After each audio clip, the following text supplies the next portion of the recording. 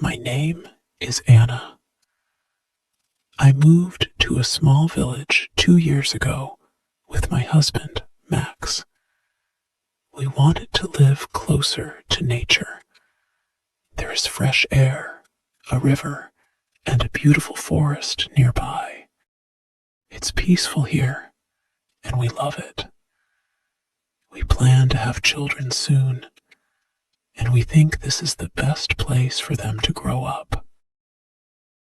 We met our neighbors soon after moving. Their names are John and Lisa. They are the same age as us, and they don't have kids either.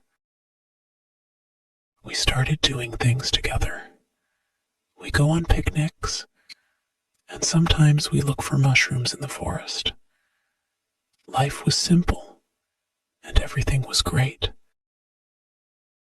John works far away. He has to leave for weeks, or even months for his job. Lisa often feels lonely when John is away.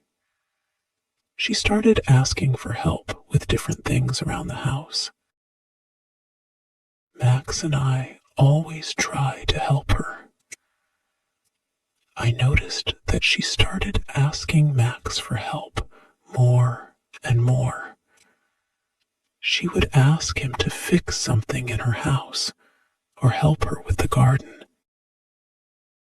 At first, I didn't think anything of it. Max is always kind, and I trust him. But then, I saw something strange. Lisa started wearing different clothes when Max was around. Instead of normal house clothes, she wore fancy dresses, and she always smiled at Max in a way I didn't like. I tried not to worry, but deep down, I felt uneasy. Max didn't seem to notice anything at first. He thought he was just helping a neighbor, but then he started staying at Lisa's house longer than usual. I would wait for him, wondering what was taking so long. He told me he was just helping with small things, but I could feel something was wrong. One day, I asked Max, "Why do you spend so much time with Lisa?" He looked surprised and said, "I'm just helping her out. She needs help with her house because John is away." I nodded, but I didn't feel better. I started to watch them more closely. When Max went to Lisa's house, I would find reasons to visit too. I wanted to see what was going on. Every time I went over, Lisa would act like everything was fine. But I could see how she looked at Max. It wasn't friendly anymore. There was something more in her eyes, something that made me uncomfortable. One evening, Max came home late again. I asked him why he was late. He told me he was helping Lisa fix her car. I didn't believe him. I didn't say anything, but I knew something was going on. I couldn't stop thinking about it.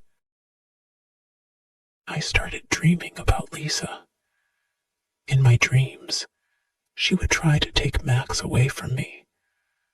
I woke up feeling angry and scared. I knew I had to talk to Max again, but I didn't know how to start. One day, I saw Max and Lisa talking outside. They were standing too close, and Lisa was laughing. My heart started beating fast. I couldn't take it anymore. I went outside and asked them what was going on. Lisa smiled at me, but it wasn't a friendly smile. "Oh, Anna, we were just talking about the garden," she said. I looked at Max. He didn't say anything. He looked guilty. That night, I told Max how I felt. I told him I didn't like the way Lisa was behaving, and I didn't like how much time he spent with her. Max was quiet for a while. Then he said, I'm sorry, Anna. I didn't realize how much it was bothering you. I felt a little better, but I still wasn't sure if I could trust him completely. From that day on, Max tried to avoid Lisa. He stopped going to her house as often, and I noticed that Lisa started spending more time alone. Weeks passed, and things seemed to go back to normal. But I still think about what happened. I trust Max, but I don't trust Lisa.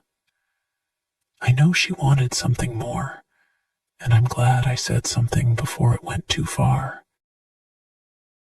Even though Max promised to stop helping Lisa so much, I still felt uneasy. Every time he went outside, I worried that Lisa would come by. I didn't want to be the kind of wife who always watches her husband, but I couldn't help it. One day, Lisa came over to our house. She had a cake in her hands and smiled sweetly. Hi, Anna, she said. I made this for you and Max. I hope you like it. I smiled back, trying to be polite. Thank you, Lisa, I said, taking the cake. Is Max home? She asked, looking around me, trying to see if he was inside. I wanted to say no, but I knew Max was just in the next room. Yes, he's here, I said, feeling my heart beat faster. But he's busy right now. Lisa looked disappointed, but quickly smiled again. Oh, okay. I'll leave you two to enjoy the cake. Let me know if you need anything. She waved and left. I closed the door and felt a strange mix of relief and worry. I didn't want to let Lisa get between Max and me, but she seemed to keep trying to stay close to him. That night, I told Max about how Lisa came over with the cake.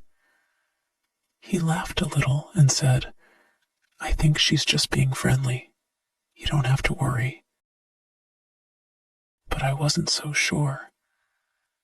Lisa's smiles and her way of talking to Max didn't seem friendly to me. I decided that the best thing to do was keep a distance from her. The next week, Max went back to his usual routine of helping around the house, working in the garden, and spending time with me. I felt happy that things were returning to normal. We talked more, went on walks together, and everything seemed fine again. But one day, while Max was at work, I saw Lisa at the store. She came over and said, You know, Anna, your husband is very helpful. I don't know what I would do without him. Her words made me uncomfortable, but I smiled politely. Yes, he's a good man. Lisa laughed softly. He's more than just good, isn't he? You're very lucky to have him. I didn't like the way she said that, but I didn't want to argue with her. I just nodded and said, "Yes, I am." For the next few weeks, Lisa didn't come around as much. Max and I started spending more time together, and I felt like our relationship was getting stronger. I wanted to believe that everything was okay, but part of me still didn't trust Lisa. One afternoon, Max came home from work and told me that John, Lisa's husband, was coming back soon. I felt relieved. I hoped that once John was back, Lisa would stop trying to get close to Max. When John returned, everything seemed to change. Lisa stopped asking for Max's help, and we didn't see her much anymore. I felt a huge weight lift off my shoulders.